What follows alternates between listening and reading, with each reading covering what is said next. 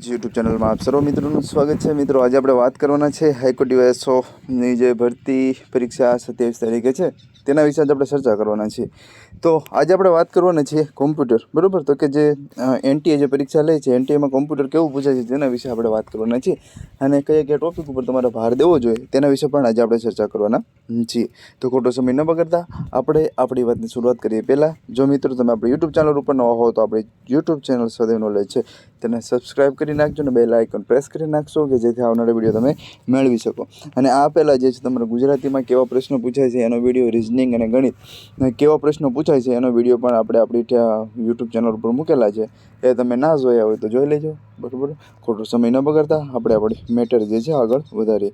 તો કોમ્પ્યુટર જે છે કોમ્પ્યુટરમાં તમારે કેવું પ્રેક્ટિકલી અને થિયોરિટિકલી કેવા પ્રશ્નો પૂછાય છે તેના વિશે આજે આપણે ચર્ચા કરવાના છીએ, બરાબર। તો જે છે એ which of the following key combination is use to redo action of Windows 11, બરાબર। તો કે રીડુ કરવા માટે તમારે વિન્ડોઝમાં જે છે એ તો કે કયું શોર્ટકટ કી વપરાય છે તો કંટ્રોલ વાય જે છે એ તમારે રીડુ કરવું હોય તો એના માટે વપરાય છે। તો તમને શોર્ટકટ કી જે છે બધી આવડતી હોવી જોઈએ। ત્યારબાદ પ્રાઇમરી સ્ટોરેજ કોમ્પ્યુટર સિસ્ટમ છે એને શું કહેવાય તો કે એને મેન મેમરી તરીકે ઓળખવામાં આવે છે। શું કહેવામાં આવે છે તો કે એને મેન મેમરી તરીકે ઓળખવામાં આવે છે। તો તમારી પાસે મેમરીનું નોલેજ પણ હોવું જોઈએ।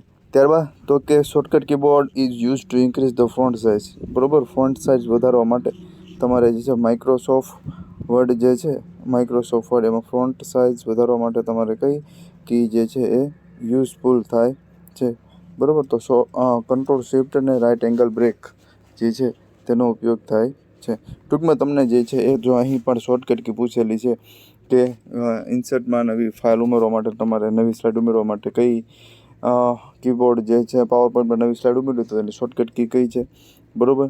પછી એક તમારે જીમેલના પ્રશ્ન એ પૂછાય છે, બરાબર। જીમેલમાં તમારે કોઈ પણ વસ્તુ મોકલવી હોય તો જે એનું એક્સટેન્શન કયું હોય તો તમે ના મોકલી શકો, તો EXE જે છે એ એક્સટેન્શન હોય તો તમે ના મોકલી શકો। એટલે તો કે આ લોકોની એવી આશા છે કે જે નવા કર્મચારીઓ આવે છે, નવા અધિકારીઓ બને છે, બરાબર, ડીવાયએસઓ બને છે, એની પાસે જીમેલનું પૂરતું જ્ઞાન હોવું જોઈએ। કારણ કે જેટલા એનટીએ પરીક્ષા લીધેલી છે એ બધા જ પેપરમાં જે છે એ જીમેલના કંઈક ને કંઈક પ્રશ્નો પૂછેલા છે। તો આપણે જે છે જીમેલ હરખી રીતે કરી નાખવાનું છે, બરાબર। તો આ જીમેલનો પહેલો પ્રશ્ન, પછી તો કે આગળ આપણે જોઈશું જ બીજા પ્રશ્ન, પછી તો શોર્ટકટ પાછી પૂછેલી છે એ તમે જોઈ લેજો, એટલે શોર્ટકટ તમારે બધી વ્યવસ્થિત રીતે કરી નાખવાની છે। હવે તો કે આવા પ્રશ્ન જે તમારે પ્રેક્ટિકલી પૂછાય છે, બરાબર। તો આ જે છે એ પ્રેક્ટિકલી જે તમારે કરવાનું છે તો આ જે છે તમને ખબર હોવી જોઈએ કે તમે જે MS એક્સેલ છે, બરાબર, તો એને કોઈ સેલ હોય છે એ સેલને તમે ફ્લોર 2.5 જો કમાન્ડ આપો તો તમારી જે છે તો કે સ્પેસ કેટલી થાય છે 4.2 થાય છે, બરાબર। તો એની કેટલી થાય તો કે 2.5 તો કે 2 થાય છે, બરાબર। એટલે તમારો ચોથો જવાબ છે વિકલ્પ 2। પછી તમને પ્રેક્ટિકલના પ્રશ્ન પૂછે છે, બરાબર। તો પ્રેક્ટિકલ જો તમને સારી રીતે આવડતું હશે તો તમારે કોમ્પ્યુટરના માર્ક કટ થશે નહીં। તો એમાં તમને એવરેજનો પ્રશ્ન પૂછેલો છે કે એવરેજનો આવું ફોર્મ્યુલા તમે મૂકો, બરાબર, તો આ જે છે એનો જવાબ શું આવે તો તમારે શું કરવાનું છે તો કાંઈ ગણિતની રીતે આપણે એવરેજ કાઢી નાખવાનું, આપણે ભાઈ કમ્પ્યુટર તો નથી। તો પ્રેક્ટિકલી નોલેજ જો તમારી પાસે હશે તો આની સરેરાશ જે આનો સરવાળો કરીને 5 વડે ભાંગી નાખશો, બરાબર, તો જે છે તેનો જવાબ 7.5 હશે। જો તમારી પાસે પ્રેક્ટિકલી નોલેજ છે તો તમને આઈડિયા આવશે કે આ તમારે આન્સર જે છે કઈ રીતે લખવાનો છે, બરાબર। તો આ ઇઝી જ કહેવાય, બરાબર, હાર્ડ ના કહેવાય। ત્યારબાદ તો કે પ્રેક્ટિકલનો જો આવો પ્રશ્ન પૂછાય છે ઇન્સર્ટ શીટ છે એમાં રો ટુ યોર વર્કશીટ તો MS એક્સેલ, બરાબર। તો જે તમે આઇકોન છે આઇકોન ઇન્સર્ટ માટે રો હોય તો એની માટેનો આઇકોન કેવો હોય છે, બરાબર, તો એ જોઈ શકો। આ બધી વસ્તુ તમે પ્રેક્ટિકલી જોઈએ છે તો જ તમે આનો જવાબ આપી શકશો, અધરવાઇઝ તમે આના જવાબ આપી શકશો નહીં। ત્યારબાદ તો કે શોર્ટકટ કી છે એ પણ અહીં તમે જોઈ શકો છો, બરાબર। MS એક્સેલ, પાવર પોઈન્ટ અને વર્ડ આ બધાની જેટલી શોર્ટકટ કી છે એ આપણે નોર્મલી જે યાદ કરતા એની કરતાં થોડીક એડવાન્સ પ્રિપેરેશન તમારે કરવી પડશે। હવે તમારે વિન્ડો જે છે એને બંધ કરવી હોય એક્ટિવ વિન્ડોને તો એની માટે અલ્ટર F4 એટલે ડાયરેક્ટ જે છે તમારું કીબોર્ડ જે PC છે એ બંધ થઈ જાય છે, બરાબર। તો આ બધાને ખબર જ હોય છે, એટલે આ નોર્મલ ક્વેશ્ચન્સ કહેવાય। જો પાછો જીમેલનો પ્રશ્ન આવ્યો છે, બરાબર, તો એ કરતાં વધારે રેસિપિયન્ટ હોય તો BCCમાં તમે ટાઈપ કરીને મેલ જે છે મોકલી દો, એટલે તો કે કરતાં વધારે રેસિપિયન્ટને તમે મોકલી શકો છો। તો આ જીમેલનો પ્રશ્ન છે એટલે મેં તમને કીધું જીમેલ વ્યવસ્થિત રીતે કરી નાખજો, બરાબર। પછી તો કંઈ ઇનપુટ ને આઉટપુટને એક પ્રશ્ન પૂછે છે, ઇનપુટ એન્ડ આઉટપુટ। તો ઇનપુટ જે છે નોટ હ્યુમન ડેટા એન્ટર એટલે જે એ તો કંઈ ઇનપુટ નથી, બરાબર, એવો પ્રશ્ન અહીં ટૂંકમાં પૂછેલો હતો. બારકોડ રીડર છે આઉટપુટ છે, બરાબર, અને તમે સ્કેન કરો એટલે તો કે એમાં જે ડેટા હોય એ બધો જે છે એ કમ્પ્યુટરમાં આવી જાય છે, બરાબર. તો કીબોર્ડ છે એમાં આપણે એડ કરવું પડે લાઇટ પેનથી, તો કે હ્યુમન આપણે લાઇટ પેનથી લખી શકીએ, કીબોર્ડમાં આપણે ટાઈપ કરવું પડે, જોયસ્ટિકમાં પણ આપણે જે છે એનો યુઝ કરીને પછી આપણે કોઈ પણ કામ કરી શકીએ છીએ, બરાબર. તો જે છે તો કંઈ બારકોડ છે તો કે ઇનપુટ અને આઉટપુટ કમાવા જે છે એ તમારે સોફ્ટવેરને એ બધું કરવું પડશે. ત્યારબાદ એક્સેલ જે છે તો એક્સેલમાં તો કે ખબર છે વર્કશીટમાં શું હોય ફોર્મ્યુલા, એટલે એ ઇઝી છે.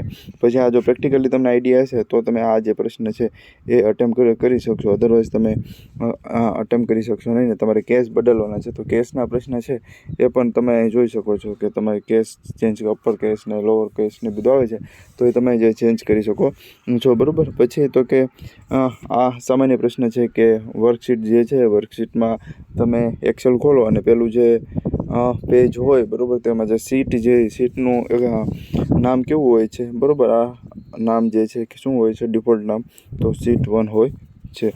ત્યારબાદ તો કે 2019માં સ્વિચ ટુ પ્રિન્ટ પ્રિવ્યૂ કરવા માટે તો કે શોર્ટકટ કી કઈ છે Ctrl+Alt+R. પછી તો કે તમે જે મેલ કરેલો છે, જો પાસવર્ડ જીમેલનો પ્રશ્ન પૂછાયેલો છે, એ તમારો મેલ સેન્ડ ન થયો હોય તો ક્યાં જોવા મળે? આઉટબોક્સમાં. એ પણ ઇઝી પ્રશ્ન આપણે કહી શકીએ.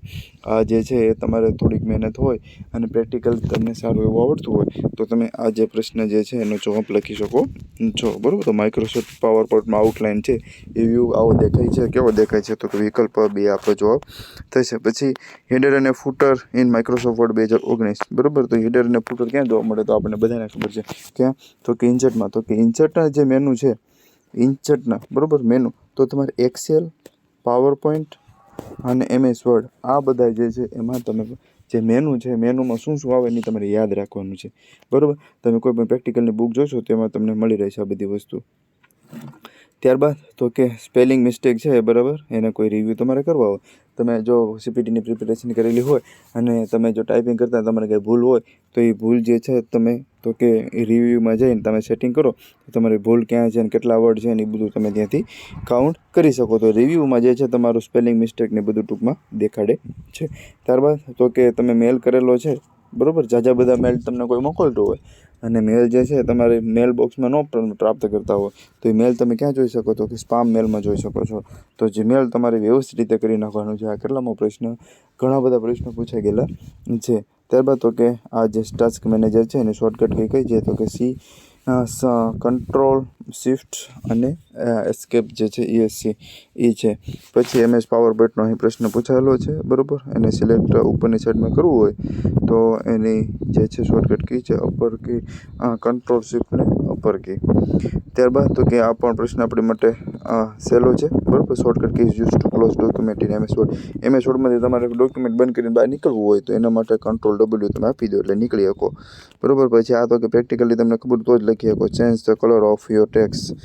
કલર ચેન્જ કરવા માટે તો કે આ લીટીવાળું છે નીચે, એ લીટીવાળો એ છે એનાથી તમે કલર ચેન્જ કરી શકો. અહીં કાળો અક્ષર છે તો તમારો જે અક્ષર હોય એમાં કાળો અક્ષર અહીંથી થઈ શકે, બરાબર. પછી તો કે icon is use two distribute your text evenly between the margin, બરાબર. તો એનો જવાબ થશે 2, બરાબર. તો આ પ્રેક્ટિકલી જ તમને આઈડિયા આવશે, અધરવાઇઝ તમને કોઈ જ પ્રકારનો આઈડિયા આવશે નહીં. તો આપણે વાત કરીએ કે કેવા કેવા પ્રશ્નો જે છે પરીક્ષામાં પૂછાયેલા છે, બરાબર. હવે તો કે આપણે કહીએ કે ટોપિક કરવા જોઈએ તો હું તમને પહેલાં સજેસ્ટ કરું કે તમારું ઈમેલ જે છે વ્યવસ્થિત રીતે કરી નાખવાનું છે, બરાબર. પછી તો કે તમારે memory, primary memory, secondary memory જે છે એ કરી નાખવાની છે. પછી એની સ્ટોરેજ ક્ષમતા કેટલી છે એ તમારે વ્યવસ્થિત કરી નાખવાનું છે. પછી બધાની MS Excel, PowerPoint, MS Word આ બધાની છે તમારે શોર્ટકટ કી કરી નાખવાની છે. પછી ઇનપુટ આઉટપુટ ડિવાઇસ જે છે એ બધી તમારે પાકી કરી નાખવાની છે, બરાબર. પછી એક કેસ આવે છે અપર કેસ ને લોઅર કેસ, એ તમારે વ્યવસ્થિત રીતે કરી નાખવાના છે. હવે પ્રેક્ટિકલમાં તમારે બીજું શું કરવાનું છે? તો પ્રેક્ટિકલમાં તમારે જે છે એ આટલા ટોપિક વ્યવસ્થિત રીતે કરી નાખવાના છે. MS એક્સેલ, પાવર પોઈન્ટ અને MS વર્ડ આ ત્રણના દરેક મેનુ જોવાના છે, દરેક મેનુનો ક્યાં ક્યાં ઉપયોગ થાય છે એ જોવાનું છે.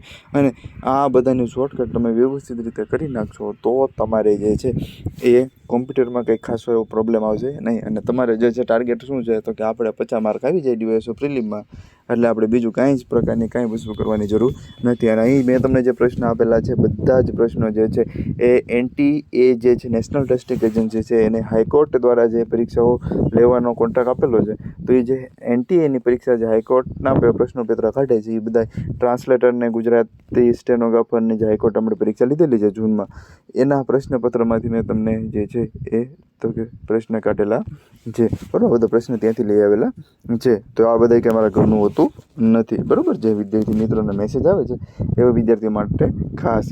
તો આ જે તમને કંઈ પણ ક્વેરી હોય તો તમે જે છે કોમેન્ટ બોક્સમાં લખજો, તો આપણે તમારો પ્રશ્નનો જવાબ દેવાની પૂરેપૂરી કોશિશ કરશું.